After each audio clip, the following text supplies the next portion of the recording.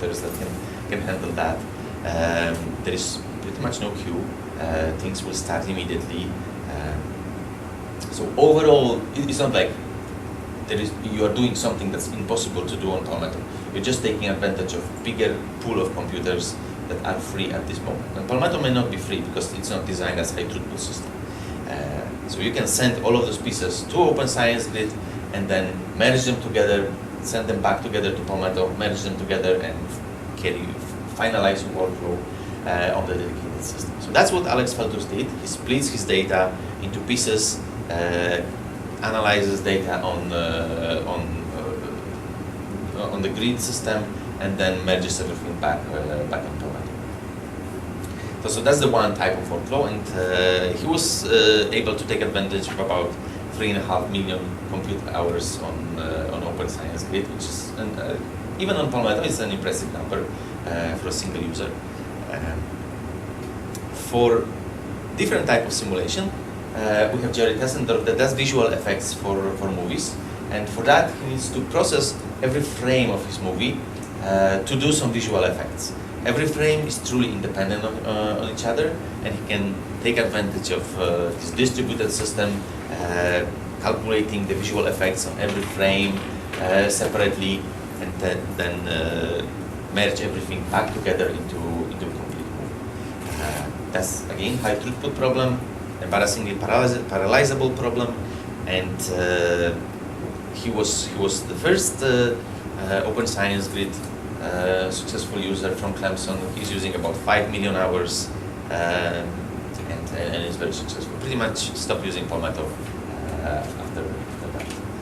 So the only thing that you may need to do to take advantage of Open Science Grid is look into your problem and check if this can be split into logically independent pieces at any stage of your work.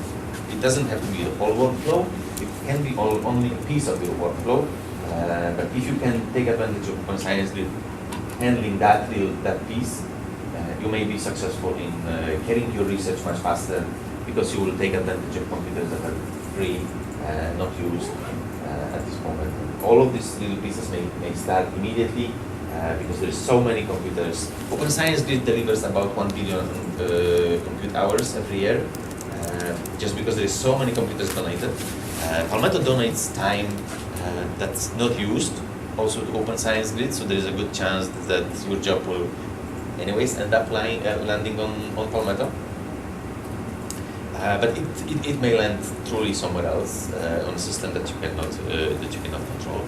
There is a lot of universities that have computer labs that are not used at night, and at night they all switch them from Windows machines to Linux machines, and at night these computers donate their time to Open Science Grid, letting other people take advantage of them. That said, there is also possibility of running Windows applications on Open Science Grid. It's not really limited to Linux. There's a lot of computers of different configurations that are donated. I'll just add that there's limited support in OSG for jobs that use multiple cores. In general, you want to use single core jobs that are very short-lived, less than 2 hours, and a maximum of 12 hours. But there is support for jobs that use multiple cores as well as GPUs. But again, that really depends on site availability and the kind of software that you're running. Remember, the OSG has different software than we use on the Palmetto. So if you're using any kind of custom software, you probably have to package it along with the rest of your job. Any questions before we move forward? So I know Palmetto per cube is 500 job limit, and so I have broken things up to like 2,000. So is there a job limit? There's no job limit because Palmetto is designed as a high performance system. There is this limit simply based on the limitations of the scheduler. The scheduler needs to plan ahead, and it can only plan ahead a certain amount of jobs. And if you submit 500 jobs at once, it will. That's the bottleneck. It cannot go quickly through these 500 jobs and try to schedule them. Even if especially if they are very short. Yeah. If they're like 1 second, you're going to break the scheduler. Okay. So it's better to, in this situation, it is still possible to do.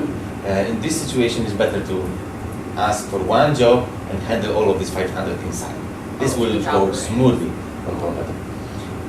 On Open Science Grid, the 500 will not break anything. This is a different scheduler that's designed for small jobs and huge amounts of them. It is not designed for one big job. This is not going to go on Open Science Grid. It has no ability of handling job that spans 2 computers. If job can fit into 1 computer, if it's short, it uses 1 CPU, it's perfect for Open Science Grid. They will start immediately.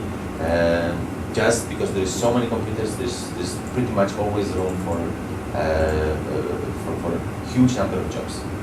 And the difference between this small amount of jobs and huge amount of jobs is because the system is designed different ways. It's designed for high throughput, it's huge number of small jobs versus high performance, small number of big jobs. The Open Science Grid doesn't really plan ahead, it doesn't schedule, it just starts whatever it takes immediately, and then when those things are finished, it starts the next batch of things. It doesn't do the scheduling like normal cluster does. Normal cluster does this Tetris of scheduling, tries to find out where things can be done, and because of that, a huge number of jobs slow it down. So there is no limits on Open Science Grid. If you break it, we will be proud that Clemson broke the Open Science Grid. The biggest Open Science Grid user is high energy physics community and analysis of data from Atlas and CMS experiments from CERN. And they generate truly huge amount of data. So whenever LHC is operating, the Open Science Grid has smaller computers that are available. Whenever they're not operating, there is this huge amount of computers that are available. So for the moment, it is on and off. It's on now, and you may see slowdown in comparing to other times during the year. That's the only thing that affects your life. Other people that send this huge number of jobs, and there are sites in Open Science Grid that are truly dedicated to these Atlas and CMS experiments, and there are sites that don't take those experiments. Palmetto limits those experiments and takes the general jobs. So does a lot of universities, and mainly sites that sign the contract with CERN as a some level provider, service level provider, are taking these huge amounts of jobs.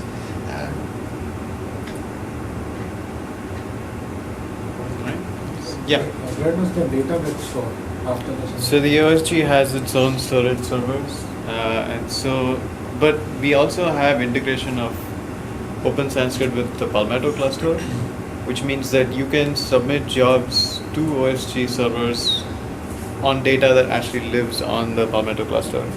Transparently, the data actually does get transferred from the cluster to storage servers on the OSG, but to you it will feel like you're actually submitting jobs through the Palmetto. And I'm hoping that the Palmetto comes back today over the course of the workshop sometime so that we can see how to do that. But you don't have to. There's actually 2 ways of using the OSG. You can log in directly into an OSG login server, just like you log into user 001 on the Palmetto, and you can submit OSG jobs from there.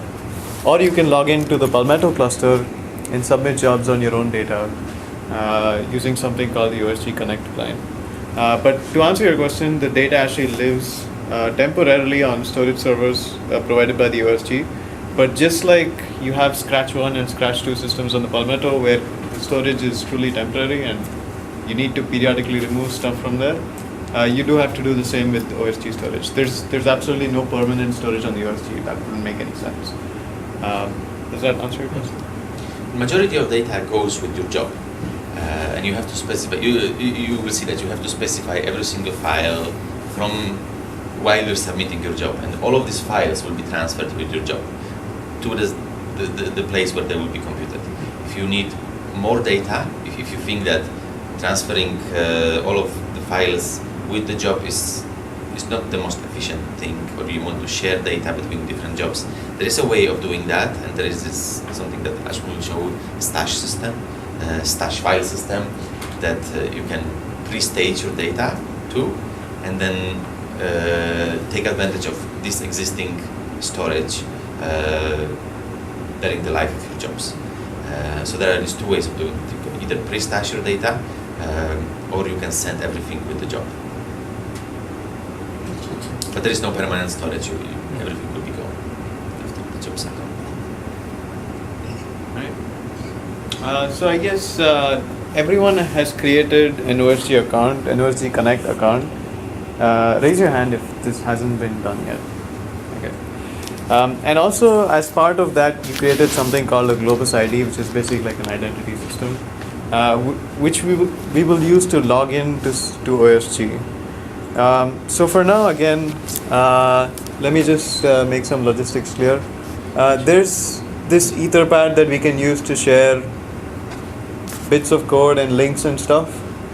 So the link to the Etherpad is here on line number 1. Go ahead and visit that link. And then on the top right, I guess some of you have already done this, fill in your name, and be sure to turn off audio and video to avoid any kind of disturbance. There's also a link to some lesson material that we'll use today, but most of this, some of this is still incomplete, but you might find it useful nevertheless. This is always going to be here. And then there are some resources provided by the OSG that you might be interested in here. If you Google something and find the answer to something, you can go ahead and just paste the link here for everyone to look at. Okay, so let's just go ahead and log into the OSG. I will. So everyone is familiar some way of logging into the Palmetto cluster. How many of you are running Windows? Alright, so for you, you will be using the Connect client, the SSH Connect client.